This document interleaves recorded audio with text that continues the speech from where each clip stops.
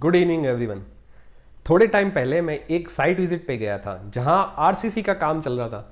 तो आरसीसी का काम जिस कंडीशन में मैंने देखा, जिस स्थिति में वो था, ऐसी कंडीशन देख के मेरे को लगा कि ये जो आरसीसी वाला ठेकेदार है, इन्होंने काम क्यों किया, बिना मन के ऐसा काम क्यों करते हैं। अगर उनकी इच्छा ही नहीं है काम करने की तो वो क्यों काम करते हैं। मकान मालिक के एक तो पैसे का कबाड़ा होता है, मटेरियल का कबाड़ा होता है, और बिल्डिंग कमज़ोर होती है वो बहुत अलग।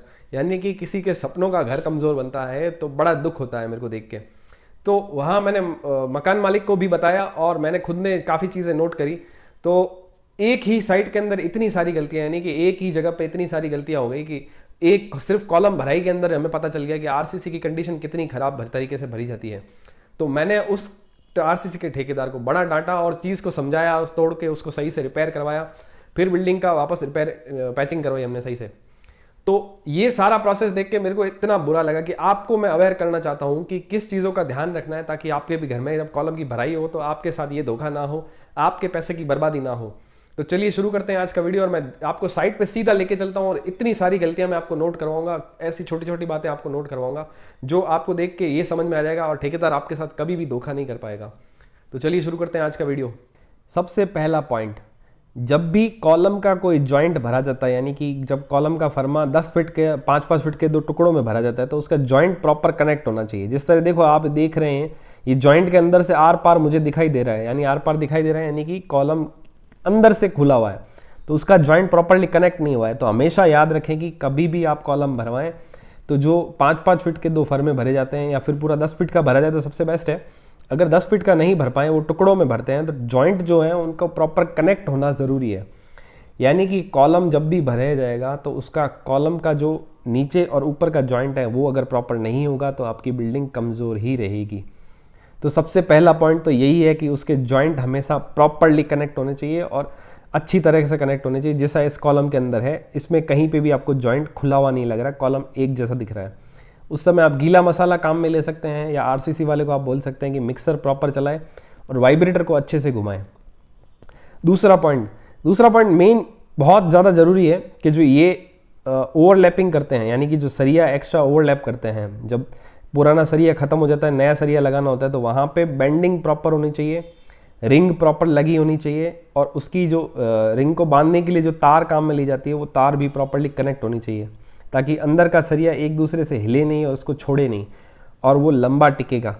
तो जो सेकंड पॉइंट ये है कि आपको सरिया प्रॉपर वे से बंधवाना है और उसकी चेकिंग आप 2 बार करें, उसके बाद उसके अंदर मसाला भरवाएं। अब रहा तीसरा पॉइंट ये कि कॉलम की भराई होने के बाद, यानी कि आज हमने अगर सुबह कॉलम भरवाया है, ऐसा समझें कि जैसे ये कॉलम आप देख सकते हैं, ये इसका एक ही पार्ट भरा है, यानी कि एक टुकड़ा 5 फीट का हमने भरा था। तो जो ठेकेदार हैं वो यही करेंगे कि सवेरे सवेरे कॉलम भरेंगे, यानी सुबह आके कॉलम भरते हैं, उसका फर्मा लगाते हैं और शाम को जाते टाइम वो फर्मा खोल के अपने साथ लेके जाते हैं। तो सेम डे पे आपको आरसीसी का कोई भी फर्मा खोलने नहीं देना है, कम से कम 24 घंटे आपको रखना है, यानी कि अगले दिन आके वो फर्मा खुलेगा, तभी आपका कॉलम मजबूत होगा। और ऐसे अजीब से जॉइंट, ये जैसे आपको दिख रहे हैं इसके अंदर अजीब से जॉइंट आपको नहीं दिखेंगे, जो टुकड़े खराब हो सकते हैं, ये घर को बहुत ज़्यादा कमज़ोर करते हैं। आप इसका ज़रूर ध्यान रखें, मकान मालिक ही ध्यान रखेगा तभी आरसीसी वाला प्रॉपर काम कर पाएगा। इंजीनियर के कहने पे वो इंजीनियर सिर्फ तोड़ेगा या तुड़वाएगा, वो तुड़वाना कभी आपके लिए सक्सेसफुल नहीं है, इसमें आपका ही पैसा वेस्ट होगा।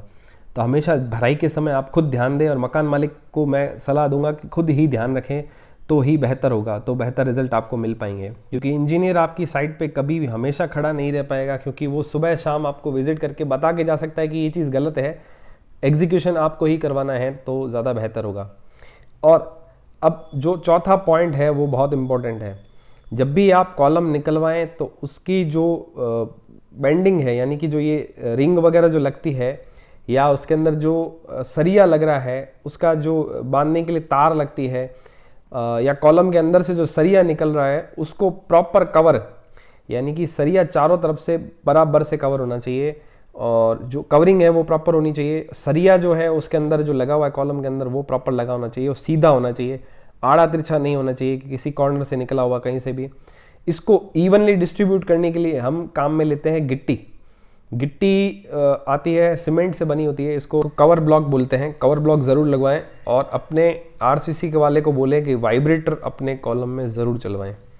बिना वाइब्रेटर के कभी भी आपकी आरसीसी मजबूत नहीं होगी, वरना ऐसे ही रिजल्ट आएंगे, कॉलम के आर पार देखने पे वो खड्डे दिखाई देंगे।